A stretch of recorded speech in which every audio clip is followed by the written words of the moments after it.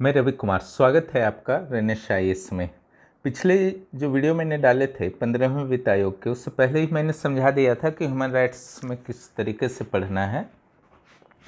तो जो आपका एच नंबर सेक्शन में दिया हुआ है जेपीएससी प्रारंभिक परीक्षा प्रथम प्रश्न पत्र में कि जनरल क्वेश्चंस ऑफ मिसलेनियस, ठीक है।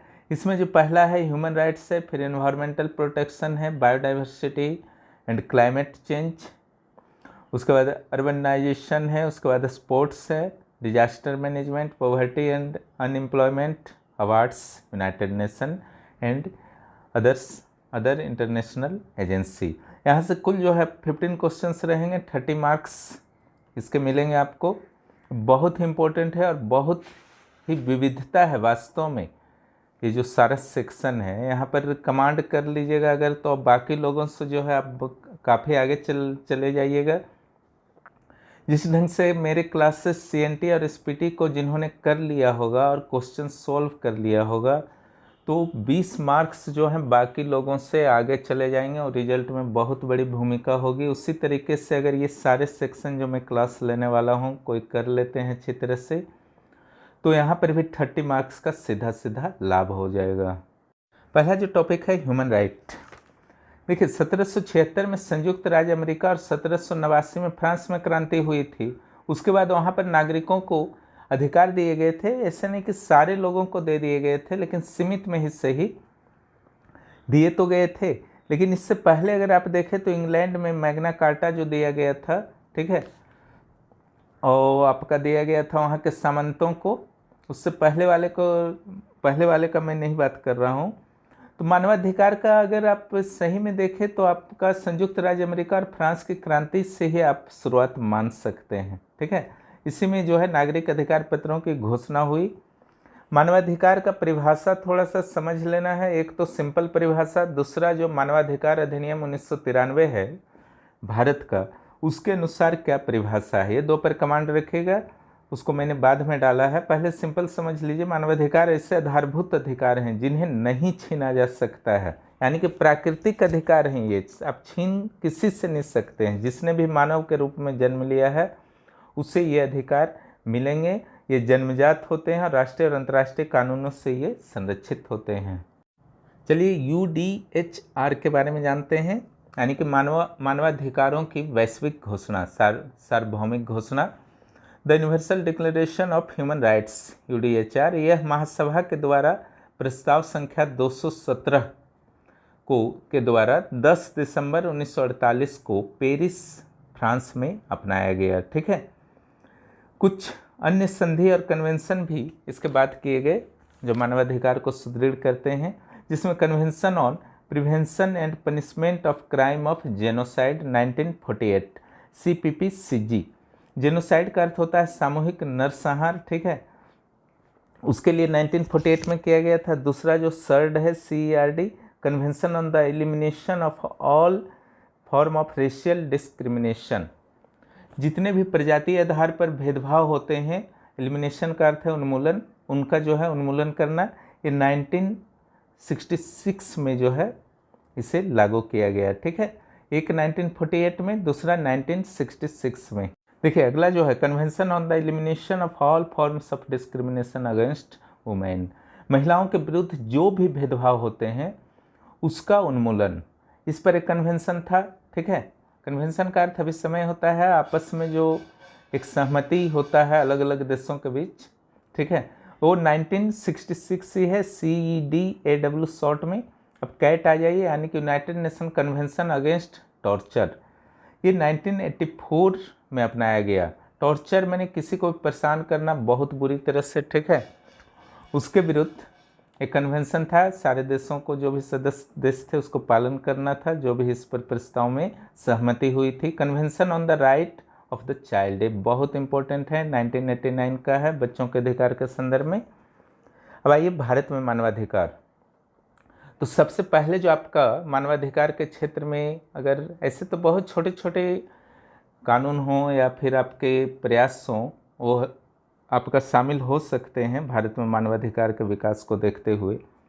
लेकिन कहाँ कहाँ पर मानवाधिकार से रिलेटेड इश्यूज हुए हैं जहाँ मानवाधिकार को चोट पहुँची है या सरकार का क्या प्रयास रहा है, इन सारे मुद्दों पर जो है आपको एक समझ होना चाहिए, तभी जो है आप प्रश्नों को सॉल्व कर पाएंगे। पहला जो है 1955 में अपरिष्यता अपराध अधिनियम बना। आप जानते हैं आर्टिकल 17 में अपरिष्यता के उन्मूलन के संदर्भ में मूलाधिकार बना दिया गया था कि छुआछूत जो है किसी स्थिति में नहीं करना है। उसके लिए कानून कौन बनाएगा? संसद बनाएगा। उसी को ध्यान में रखते हुए अपरिष्यता अपराध अधिनियम 1955 बना था, जिसे 1976 में संशोधित कर दिया गया और उसका नाम रखा गया सिविल अधिकार संरक्षण अधिनियम। आर्टिकल A17 का अर्थ है आर्टिकल 17। आइए 1958 में बना armed force special powers act 1958, जिसे आप पॉपुलरली जो है अपसपा के रूप में जानते हैं, AFSPA। ये पूर्वोत्तर भारत के कई राज्यों में लागू है, जिसका प्रबल विरोध वहाँ पर किया जाता है कि अपसपा के आधार पर कई सैनिकों के द्वारा जो है आपका मानवाधिकारों का उल्लंघन किया जाता है, ऐसा आरोप उनका लगाना है, जिस कारण जो है वे लोग प्रबल विरोध करते हैं अपसपा का। ठीक है, अगला देखते हैं C नंबर में क्या इशू आया था भारत में मानवाधिकार का 1975 से 77। आप जानते हैं 25 जून 1975 को इंदिरा गांधी जब PM थी तो पूरे देश में आंतरिक अशांति के आधार पर आपातकाल लगा दिया गया था, जिसके दौरान जो है लोकतंत्र का अत्यधिक हनन किया गया था, लोगों के मूलाधिकार का हनन किया गया था, नसबंदी को जबरन अपनाया गया था, जिसके कारण कह सकते हैं आपके मूलाधिकार का हर तरफ जो है उल्लंघन हुआ था। तो ये जो था आपका लोकतंत्र का एक समझ सकते हैं कि भारत के संदर्भ में काला अध्याय था, इसलिए बाद में संशोधन भी किया गया 44वें संशोधन अधिनियम में कि सशस्त्र विद्रोह होने की स्थिति में ही आपातकाल लगाया जा सकता है। आइए 1978 भारतीय संघ बनाम मेनका गांधी वाद। 1978 एक बहुत प्रसिद्ध वाद है, पॉलिटी जो पढ़े होंगे जानते होंगे। सुप्रीम कोर्ट ने स्पष्ट किया कि आपातकाल के दौरान भी भारतीय संविधान के आर्टिकल 21 को निलंबित नहीं किया जा सकता। आर्टिकल 19 से जानते हैं आपके स्वतः ही निलंबित हो जाता है और 21 को किसी हालत में जो है निलंबित नहीं किया जाता है। एक 20 विवाद में जुड़ा 20-21 को। ठीक है, आइए 1985-86 जब सुप्रीम कोर्ट ने शाहबानो के मामले में तलाक के मुद्दे पर शाहबानो के पक्ष में फैसला दिया, यानी कि तलाक लेने के मामले में महिलाओं का भी समान अधिकार है, तो क्या हुआ, कुछ कट्टरपंथी वर्ग के लोग जो थे मुस्लिम धर्म में, उन्होंने प्रबल विरोध किया और राजीव गांधी की सरकार संभवतः दबाव में आ गई। और उनकी सरकार ने क्या किया, सुप्रीम कोर्ट जब कोई भी आदेश देती है तो उस आदेश के प्रभाव को समाप्त करने के लिए संसद को जो है कानून बनाना पड़ता है। संसद ने उसी शक्ति का प्रयोग करते हुए the Muslim women protection of rights on divorce act 1986 का कानून जो है बना दिया, जिसमें महिलाओं के जो अधिकार दिए गए थे सुप्रीम कोर्ट के द्वारा उसको काफ़ी वीक कर दिया गया। ठीक है, चलिए 1989 यहाँ पर SC/ST निरंकुशता अधिनियम बनाया गया, एट्रोसिटी एक्ट। SC/ST यानी कि अनुसूचित जाति और जनजाति के विरुद्ध जो अत्याचार होते हैं उस पर कड़ा कदम उठाने के लिए 1989 में यह जो है कानून बनाया गया। यह अभी तक लागू है यह कानून। अगला जो है G नंबर 1989 में जो है आपका भारत के अंदर ही कश्मीर में वहाँ के कश्मीरी पंडितों और सिखों को कश्मीर से अमानवीय तरीके से बाहर निकाला गया और उनका पुनर्वास जो है आज तक नहीं हो सका है, जबकि कश्मीर केंद्र शासित प्रदेश बन चुका है। ये भी मानवाधिकारों के उल्लंघन का एक बहुत ही प्रबल उदाहरण था। 1993 राष्ट्रीय मानवाधिकार आयोग का गठन हुआ। ठीक है, ये जो है आपका गठन हुआ और उसके बाद इसी के साथ ही राज्य मानवाधिकार आयोग का भी बाद में गठन हुआ। ठीक है, 2009 दिल्ली उच्च न्यायालय के 2 जुलाई 2009 को IPC की धारा 2009 की घटना है ना, काफ़ी चर्चित हुआ था। IPC की धारा 377 को अवैध घोषित कर दिया। 377 में है क्या, LGBT के आपसी संबंध, जो उनके आपसी संबंध होते हैं उनको कानूनी मान्यता प्रदान की गई और 377 जो इसे अवैध घोषित करता था उस आर्टिकल को ही IPC का अवैध घोषित कर दिया गया। LGBT का फुल फॉर्म जो होता है L for lesbian, G for gay, B for bisexual, T for transgender. इसका डिटेल यहाँ पढ़ने का नहीं ज़रूरत है, वो अलग पक्ष है, सामाजिक पक्ष में वो है। 6 नंबर में आइए, भारत में मानवाधिकार संरक्षण अधिनियम 26 सितंबर 1993 को बना। इस अधिनियम के धारा 2D या 2घ के अनुसार, ठीक है, ये कब बना आपका मानवाधिकार संरक्षण अधिनियम? तो 26 सितंबर 1993, इंपॉर्टेंट डेट है, याद रखिएगा।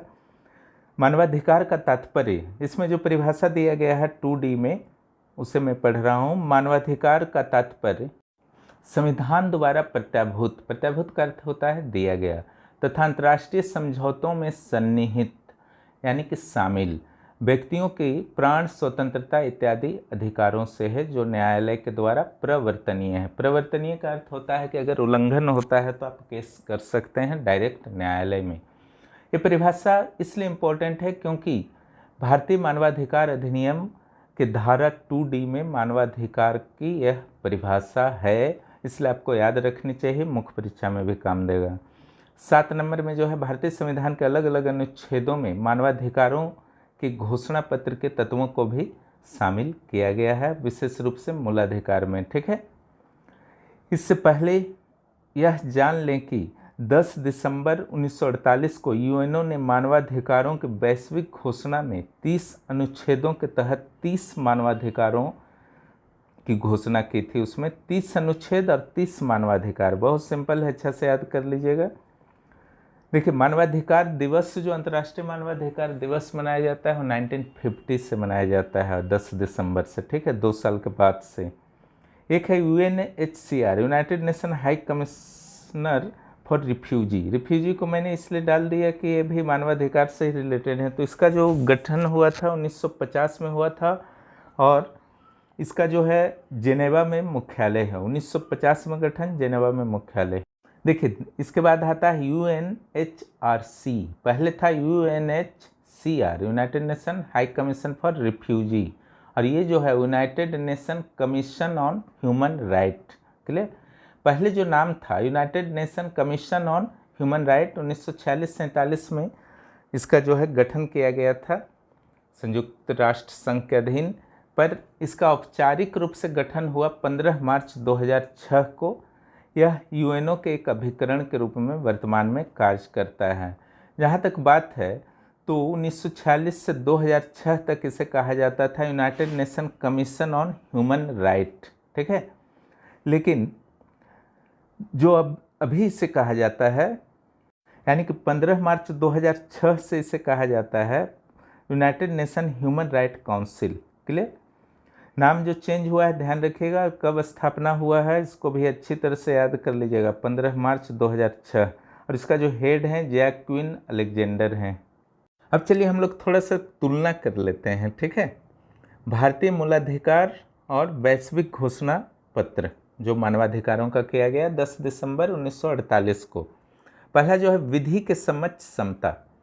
हमारे संविधान में और भी बहुत सारा है, लेकिन जो पीटी की दृष्टि से इम्पोर्टेंट था उसी को मैंने कलेक्शन कर दिया है। विधि के समक्ष समता हमारे जो मूलाधिकार में है 14 में है, और वैश्विक घोषणा पत्र में है वो आर्टिकल 7 में। वहाँ तो 30 आर्टिकल्स ही हैं टोटल।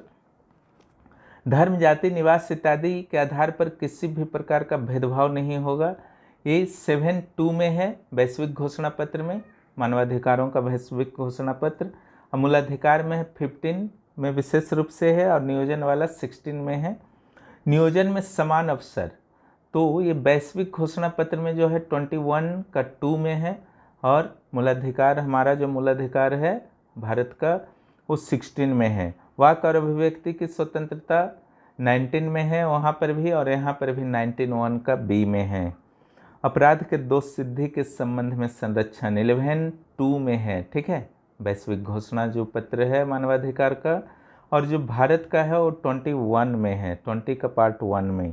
प्राण और दैहिक स्वतंत्रता, ये तो जानते ही हैं 21 में है भारतीय संविधान का 21, आर्टिकल 21, और वहाँ पर जो है आर्टिकल 9 में है। धार्मिक स्वतंत्रता जो मानवाधिकार का घोषणा पत्र है वहाँ 18 में है, और यहाँ पर 25 से 28 में है।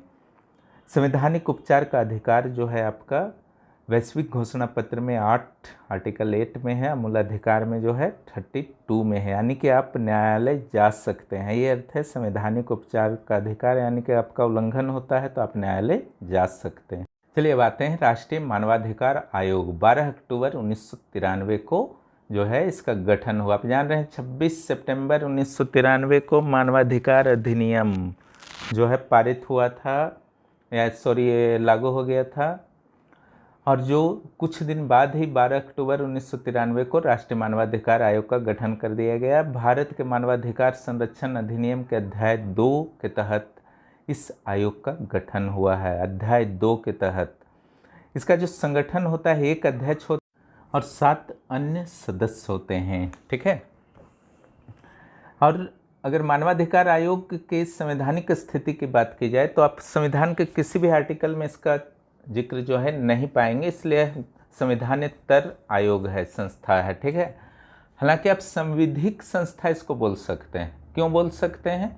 इसलिए बोल सकते हैं क्योंकि संसद में इसके लिए एक अधिनियम पारित किया गया, कानून पारित किया गया, विधि पारित किया गया, इसलिए संविधिक संस्था तो है, बहुत सदस्यीय है, लेकिन आपका संवैधानिक संस्था ये नहीं है। निर्वाचन आयोग संवैधानिक संस्था है, यूपीएससी संवैधानिक संस्था है, ठीक है। वित्त आयोग भी संवैधानिक संस्था है, लेकिन मानवाधिकार आयोग संवैधानिक संस्था नहीं है, क्योंकि संविधान के किसी आर्टिकल में इसका विवरण नहीं है। और एक चीज़ याद रखिएगा इसके लिए कि जो इसके प्रथम अध्यक्ष थे वो थे रंगनाथ मिश्रा, और दूसरा जो याद रखिएगा वर्तमान अध्यक्ष वो है पूर्व मुख्य न्यायाधीश सचल दत्तू।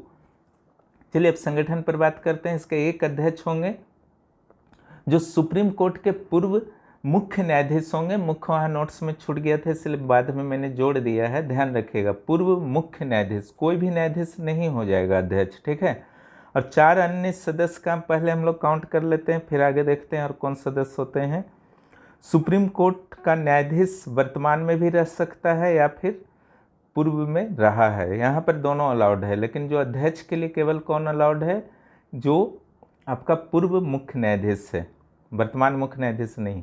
अन्य सदस्य में जो दूसरा है वो हाई कोर्ट का न्यायाधीश वर्तमान में है या पहले कभी रहा है, कोई भी न्यायाधीश, ठीक है, ये दोनों में। इसके लिए मुख्य न्यायाधीश जरूरी नहीं है। मानवाधिकारों की जानकारी रखने वाले कोई भी 2 अन्य मेंबर। तो इन तथ्यों को याद रखिएगा। चलिए अब देखते हैं राष्ट्रीय अल्पसंख्यक आयोग के अध्यक्ष भी जो हैं इसके सदस्य होते हैं, और राष्ट्रीय महिला आयोग के अध्यक्ष भी सदस्य होते हैं। इस प्रकार कुल 1 अध्यक्ष और 6 सदस्य होते हैं। हालांकि 2006 में एक संशोधन करने का प्रयास किया गया था कि इसे 3 सदस्य टोटल कर दिया जाए अध्यक्ष सहित, यानी कि 1 अध्यक्ष और 2 अन्य सदस्य, परंतु लागू नहीं हो पाया। अगला जो आयोग का एक महासचिव भी होगा। सामान्य रूप से इसका जो कार्यालय होगा वो दिल्ली होगा, लेकिन सुनवाई के लिए जहाँ चाहे अपना कार्यालय स्थापित कर सकता है। अब आइए अध्यक्ष और सदस्यों की नियुक्ति के लिए समिति बहुत इम्पोर्टेंट है, ठीक है। इस समिति में कौन कौन सदस्य होंगे? तो पहला तो आप रख लीजिए कि राष्ट्रपति नहीं होते हैं, दिमाग में इसे निकाल दीजिए, ठीक है। और न ही सुप्रीम कोर्ट के मुख्य न्यायाधीश होते हैं।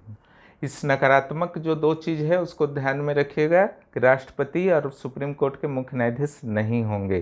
तो होंगे कौन? तो पहला प्रधानमंत्री होंगे, और दूसरा जो होंगे लोकसभा में विपक्ष के नेता, तीसरा राज्यसभा में विपक्ष के नेता। क्लियर? प्रधानमंत्री, लोकसभा में विपक्ष के नेता, राज्यसभा में विपक्ष के नेता। उसके अलावा जो होंगे लोकसभा अध्यक्ष और राज्यसभा का सभापति तो आप नहीं ले सकते हैं, क्योंकि उपराष्ट्रपति भी नहीं होंगे। उपराष्ट्रपति, राष्ट्रपति और सुप्रीम कोर्ट के मुख्य न्यायाधीश तीनों नहीं होंगे। तो यहाँ पर उपसभापति को दे दिया जाता है। तो राज्यसभा का उपसभापति, लोकसभा का अध्यक्ष, और जो एक मंत्री को लिया जाता है वो है गृह मंत्री। क्लियर? क्योंकि मानवाधिकार से कहीं ना कहीं उनका आंतरिक जो सुरक्षा का जो भार होता है वो गृह मंत्री पर ही होता है, इसलिए इनको भी रखा जाता है। तो क्लियर हो गया? प्रधानमंत्री होंगे, लोकसभा में विपक्ष के नेता, राज्यसभा में विपक्ष के नेता, लोकसभा अध्यक्ष और राज्यसभा का उपसभापति, क्योंकि सभापति उपराष्ट्रपति होते हैं, और एक गृह मंत्री। ठीक है, टोटल मेंबर्स कितने हुए आपके? 2, 1, 3 और 6, टोटल 6 मेंबर होते हैं, ठीक है। जो समिति जो है उन अध्यक्ष और सदस्यों का चुनाव करेगी कि किन्हें जो है नियुक्त करना है। क्लियर, बहुत इंपॉर्टेंट। अब आइए पदावधि के बारे में बात करते हैं। तो पदावधि जो होगा 5 वर्ष या 70 वर्ष, जो पहले पूर्ण हो जाए। अध्यक्ष और सदस्य दोनों के लिए होते हैं, और दूसरे कार्यकाल के लिए भी निर्वाचन संभव अगर उनकी उम्र जो है 70 वर्ष नहीं हुई है या फिर गलत ढंग से वो हटाए नहीं गए हैं।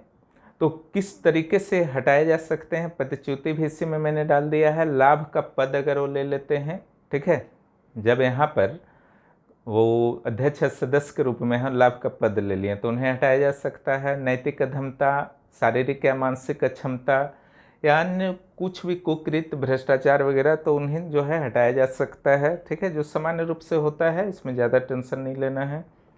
आयोग द्वारा लिए गए निर्णय अविधिमान्य किसी भी स्थिति में नहीं होगा, यानी कि अगर मेंबर की संख्या कम है, जितना नहीं है, या फिर किसी मेंबर पर कोई आरोप लग गया वो हट गए, तो पुराने निर्णय जो है समाप्त नहीं होंगे। जो निर्णय लिया जा चुका है वो समाप्त हो चुका है, यानी कि वो निर्णय वही रहेगा, ठीक है। हर जगह यही व्यवस्था है, चाहे राष्ट्रपति हो, न्यायालय हो, ठीक है। आयोग अपने प्रक्रिया संबंधी नियम, वो किस ढंग से अपने कोई भी कार्य को करेगा, वो सारा नियम जो है वो खुद बना सकता है। अब आइए आयोग की शक्तियाँ, ठीक है। पहला जो शक्ति है, जेल या अन्य बाल सुधार गृह हुआ या कोई भी संस्था, वो जो है निरीक्षण आराम से कर सकता है जा करके। इसके अलावा आयोग के द्वारा मानवाधिकार से संबंधित विधियों को लागू करवाने का ये भी शक्ति होता है, और अगर ज़रूरत पड़े परिस्थिति के अनुसार कि कुछ नया विधि बनाना है तो उसकी भी सिफारिश कर सकता है। मानवाधिकारों के प्रति जागरूकता का प्रसार, किसी भी न्यायालय या कार्यालय से वह अभिलेख की फोटोकॉपी प्राप्त कर सकता है। भारतीय दंड संहिता 1860 के धारा 193 और 228 के तहत मानवाधिकार आयोग एक सिविल न्यायालय होगा। पीड़ित व्यक्ति की क्षतिपूर्ति की सिफारिश कर सकता है, क्षतिपूर्ति दे नहीं सकता है, ध्यान रखिएगा, है ना। सरकार को ये हर चीज़ सिफारिश, आयोग का काम होता है सिफारिश करना, चाहे कोई भी आयोग हो। आरोपी के विरुद्ध मुकदमे की सिफारिश भी कर सकता है। ये कुछ भी न दंड दे सकता है, न आपका सिफारिश कर क्षतिपूर्ति दे सकता है, केवल सिफारिश कर सकता है, बाकी सरकार की मर्जी। सिफारिश पर क्या कार्रवाई हुई इसकी जानकारी ये ले सकता है मानवाधिकार आयोग। उसके लिए केंद्र सरकार जो है 3 माह के अंदर इस संदर्भ में खुद ही जानकारी देना होगा, अन्यथा ये मांगेगा, और राज्य सरकारों को 1 माह के अंदर। राष्ट्रीय मानवाधिकार आयोग जहां क्या कार्रवाई हुई उसकी जानकारी ले सकता है। वहीं दूसरी ओर इसका भी कर्तव्य है कि यह वार्षिक रिपोर्ट प्रदान करे अपने क्रियाकलापों की, ठीक है, कि उसने क्या क्या किया पूरे वर्ष में। तो राष्ट्रीय मानवाधिकार आयोग द्वारा राष्ट्रपति को पूरे देश के मामले में और किसी विशेष राज्य के मामले में उसके राज्यपाल को प्रतिवर्ष रिपोर्ट जो है प्रदान किया जाएगा। तो यहाँ पर बहुत सारे इंपॉर्टेंट चीज़ थे। अब चलिए हम लोग आते हैं राज्य मानवाधिकार आयोग पर, ठीक है। देखिए लगभग समान है, थोड़ा बहुत अंतर है, जो अंतर है उसी पर मैंने जोर दिया है। पहला जो है गठन, तो इसका अध्यक्ष जो होगा उच्च न्यायालय के पूर्व मुख्य न्यायाधीश होंगे। अब चलिए देखते हैं इसके अन्य सदस्य कौन कौन होंगे। देखिए चाहे राष्ट्रीय मानवाधिकार आयोग हो या राज्य मानवाधिकार आयोग, जो अध्यक्ष होंगे दोनों के पूर्व मुख्य न्यायाधीश ही होंगे। राष्ट्रीय के मामले में जो है आपके सुप्रीम कोर्ट के पूर्व मुख्य न्यायाधीश, और राज्य के मामले में हाई कोर्ट के पूर्व मुख्य न्यायाधीश। अन्य सदस्य जो इसके होंगे, हाई कोर्ट का एक न्यायाधीश, यह या तो वर्तमान का भी हो सकता है या पूर्व में रहा हो, ठीक है। और जो अगर हाई कोर्ट का न्यायाधीश उपलब्ध नहीं है वर्तमान या पूर्व, तो जिला न्यायाधीश को भी नियुक्त किया जा सकता है, लेकिन शर्त है कि वो पिछले 7 वर्षों से जो हैं वो जिला न्यायाधीश हैं, और एक सदस्य ऐसा हो जो मानवाधिकारों का विशेषज्ञ हो। और अगर मानवाधिकार का विशेषज्ञ नहीं मिल पाता है तो कोई भी व्यवहारिक ज्ञान, जिसको सामाजिक व्यवहारिक ज्ञान अत्यधिक है, अनुभव है, ठीक है, तो उसको भी नियुक्त किया जा सकता है। इस प्रकार एक अध्यक्ष और 2 सदस्य होंगे। इसके अलावा जैसे वहाँ एक महासचिव होता है, यहाँ एक सचिव होगा। राज्य मानवाधिकार आयोग भी जो है आपका संविधिक संस्था होगा, न कि संवैधानिक और बहुत सदस्यीय। राज्य मानवाधिकार आयोग के द्वारा भारतीय संविधान के अनुसूचित 2 और अनुसूचित 3 के विषयों पर मानवाधिकारों के अतिक्रमण की शिकायत पर कार्रवाई होता है। ठीक है, 7वीं अनुसूची को याद कीजिए। भारतीय संविधान का 7वीं अनुसूची क्या था? उसी का अनुसूचित 2 और 3, 7वीं अनुसूची का। जो 7वीं अनुसूची का जो पार्ट 1 है उसमें क्या है? संघ सूची, 2 में है राज्य सूची और 3 में है संवर्ती सूची। ठीक है, तो ये 2 और 3 यानी कि राज्य सूची और संवर्ती सूची पर ही जो भी शिकायत आता है उस पर एक्शन ले सकता है, या तो आवेदन से एक्शन ले या स्वतः संज्ञान से आप खुद ले ले, यानी कि। और जो राष्ट्रीय मानवाधिकार आयोग होगा उसको तीनों सूचियों पर अधिकार है। ठीक है, हालांकि अनुसूची 2 में बहुत ज़्यादा हस्तक्षेप नहीं करता है। नियुक्ति कौन करेगा? जैसे वहाँ पर एक समिति था नियुक्ति करने का, तो यहाँ पर भी जो है एक समिति है।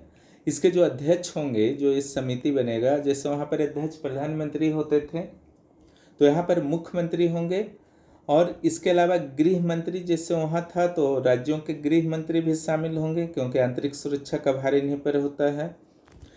इसके अलावा विधानसभा अध्यक्ष भी होंगे और विधानसभा में विपक्ष के नेता भी होंगे। ठीक है, तो इस प्रकार सामान्य रूप से जो है एक अध्यक्ष और 3 सदस्य होते हैं। ठीक है, जो राज्य मानवाधिकार आयोग के अध्यक्ष और सदस्यों की नियुक्ति करते हैं उसकी समिति के। लेकिन अगर किसी राज्य में जैसे बिहार, उत्तर प्रदेश विधान परिषद की भी व्यवस्था है तो विधान परिषद का अध्यक्ष भी सदस्य होगा। तो झारखंड में अगर ऐसा तो कितने मेंबर होंगे? तो 4 मेंबर होंगे। लेकिन उत्तर प्रदेश और बिहार में बनेगा तो कितने मेंबर हो जाएंगे? तो 5 मेंबर हो जाएंगे, क्योंकि वहाँ पर विधान परिषद के अध्यक्ष भी सदस्य होंगे इस समिति के। आशा है कि आप लोग समझ चुके होंगे। आइए आते हैं पद, च्युति और पदावधि। कब तक पदावधि होता है? तो सेम है। ठीक है, 5 वर्ष या 70 वर्ष की उम्र जो पहले गेन हो जाए, या 5 वर्ष का कार्यकाल पूरा हो जाए। पदच्युति में वही है, अक्षमता अगर आपका हो गया, या कोई भी कुकृत हो गया, लाभ का पद स्वीकार कर लेना हो गया, या फिर दिवालिया हो जाना, जो भी आपका होता है सारा है जिसके आधार पर हटाया जाता है। एक लाभ का पद स्वीकार नहीं करना है, वेतन का पद अगर आप पद पर हैं, और अगर पद से हट गए तो भी स्वीकार नहीं करना है। ठीक है, अधिकार और शक्ति, अधिकार शक्ति भी वही है जितना बात किया गया। इसको यहाँ पर जो है और स्पष्ट कर देता हूँ।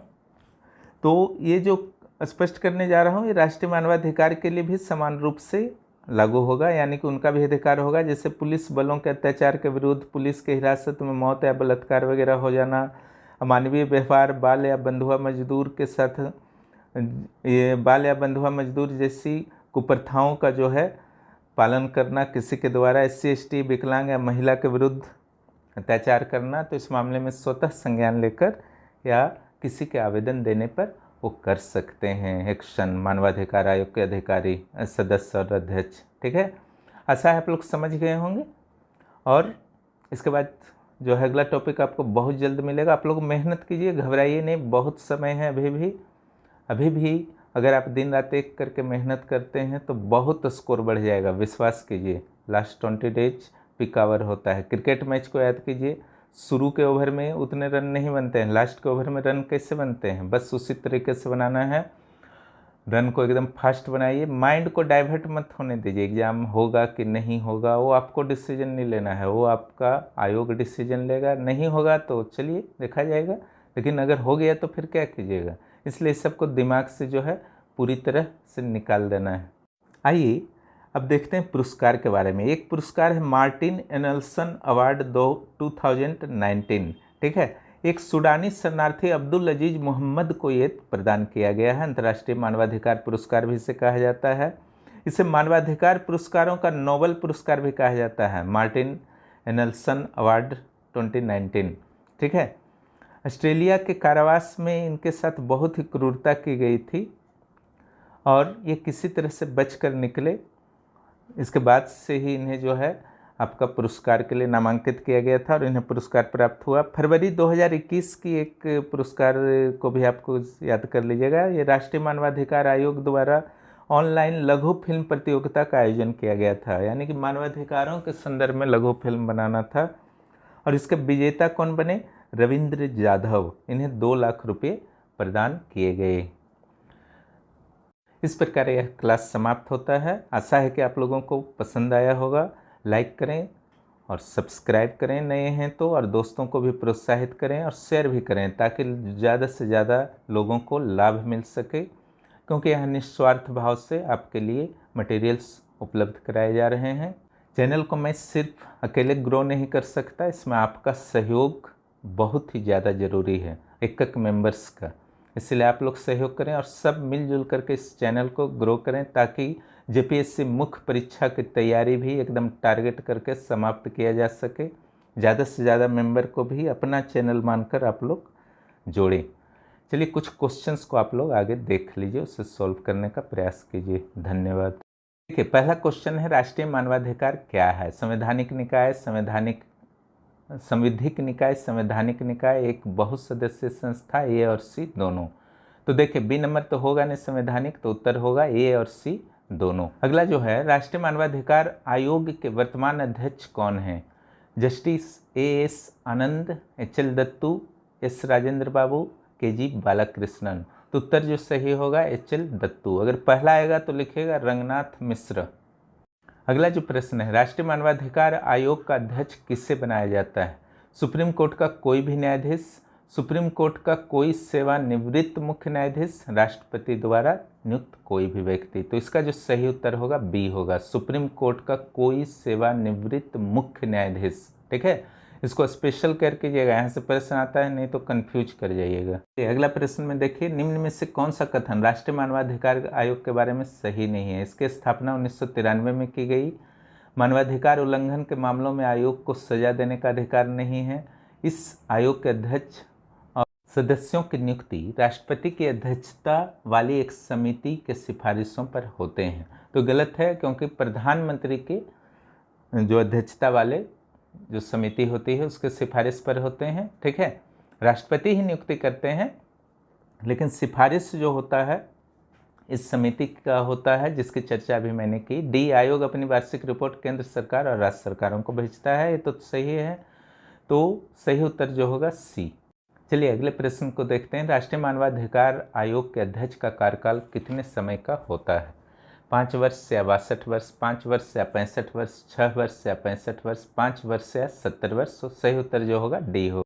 अगला जो है, निम्न में से कौन राष्ट्रीय मानवाधिकार आयोग के अध्यक्ष के लिए गठित समिति में शामिल नहीं होता? राष्ट्रपति, प्रधानमंत्री, लोकसभा अध्यक्ष, मुख्य विपक्षी दल का नेता।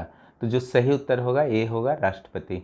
लास्ट प्रश्न है आज का, निम्न में से कौन सा राष्ट्रीय मानवाधिकार आयोग का कार्य नहीं है? कोर्ट में लंबित किसी मानवाधिकार से संबंधित कार्यवाही में हस्तक्षेप करना, कैदियों के मानवाधिकार की रक्षा करना, ये भी सही है। ठीक है, कार्य है। किसी मानवाधिकार पीड़ित को आर्थिक मुआवजा देना, ये नहीं, मुआवजा नहीं देता है, मुआवजा का सिफारिश करेगा, या फिर किसी को दंड नहीं देता है, किसी पर अभियोजन का सिफारिश कर सकता है कि इस पर केस चलाया जाए, कोई भी गलत व्यक्ति है तो। मानवाधिकार के क्षेत्र में शोध को बढ़ावा देना सही है। ठीक है, इसलिए उत्तर जो होगा सी होगा।